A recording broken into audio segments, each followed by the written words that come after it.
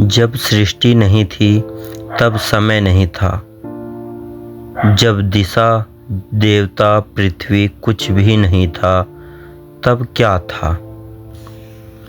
चारों ओर केवल जल और उस जल में केवल एक चेतना, एक श्वास लेती हुई सत्ता, वह थे भगवान नारायण। और फिर उनकी नाभि से निकला एक कमल, कमल से प्रकट हुए ब्रह्मा, और ब्रह्मा ने पहली ध्वनि सुनी, ओम।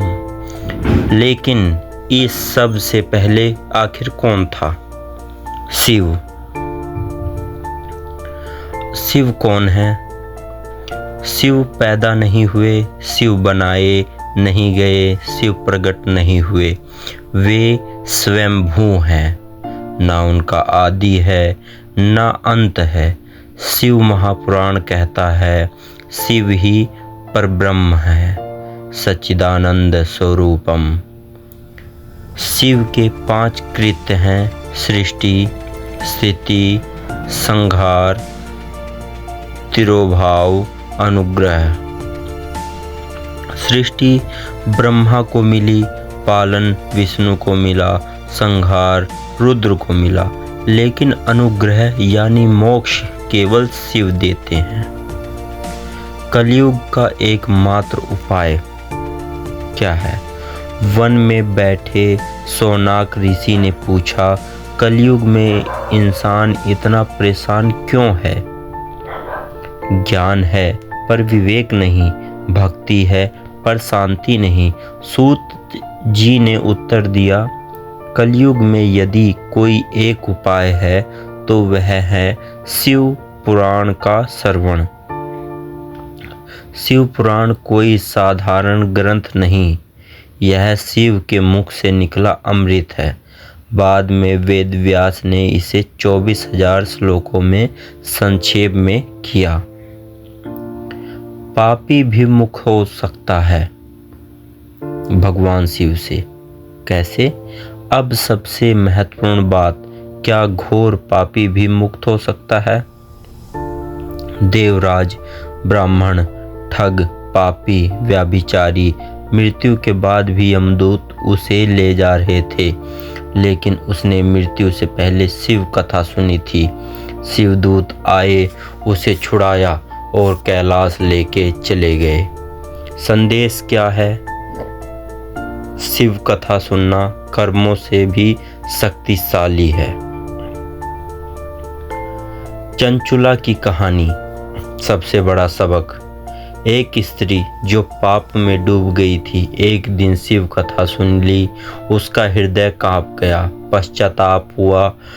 ब्राह्मण ने कहा, पश्चाताप ही सबसे बड़ा प्रायश्चित है। उसने शिव पुराण सुना, मृत्यु हुई, सीधे शिवलोक गई। उसने अपने पिशाच बने पति के लिए प्रार्थना की। शिव पुराण सुनते ही उसकी पति भी मुक्त हो गया। यही है शिव पुराण की शक्ति। शिवलिंग का असली रहस्य क्या है? लोग पूछते हैं, शिवलिंग आखिर क्यों? शिवलिंग नाद प्लस बिंदु, शिव प्लस शक्ति, आकार, उकार, मकार, बिंदु, नाद, यही है ओमकार, यही है ब्रह्मांड। शिवलिंग भोग भी देता है, मोक्ष भी देता है। रुद्राक्ष और भस्म का रहस्य विज्ञान। रुद्राक्ष शिव के अरसू हैं और ये इस प्रकार हैं। एक मुखी जो रुद्राक्ष है वो स्वयं शिव हैं। पंचमुखी कालाग्नि रुद्र है, 14 मुखी परम शिव हैं। भस्म क्यों लगाते हैं? क्योंकि सब कुछ अंत में भस्म हो जाता है, अहंकार भी। अब आखिर त्रिपुंड का क्या रहस्य है? त्रिपुंड रज तम सत्व का दहन है।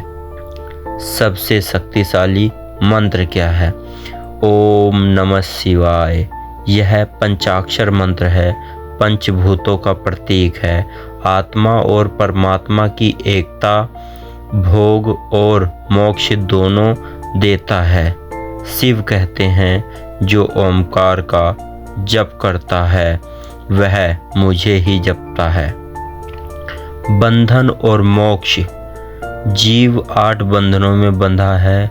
प्रकृति, बुद्धि, अहंकार, पंच तन्मात्राएं। शिव इनसे परे हैं। जब शिव कृपा होती है कर्म, प्रकृति, बंधन सब टूट जाते हैं। अंतिम सार। तो इस पूरी कथा का निचोड़ क्या है? शिव आदि हैं, ओमकार शिव हैं, शिवलिंग ब्रह्मांड है, रुद्राक्ष शिव के असु है, भस्म अहंकार का दहन है, पंचाक्षर मंत्र मोक्ष का मार्ग है, पश्चाताप ही सच्चा प्रायश्चित है। शिव कथा कलयुग का सबसे सरल उपाय है। दोस्तों, शिव जितने पाप नष्ट कर सकते हैं उतने पाप मनुष्य कर ही नहीं सकता।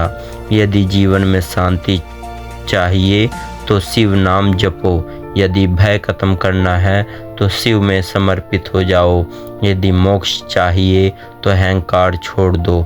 मैं राजू शुक्ला और आप देख रहे हैं जीवन का राज।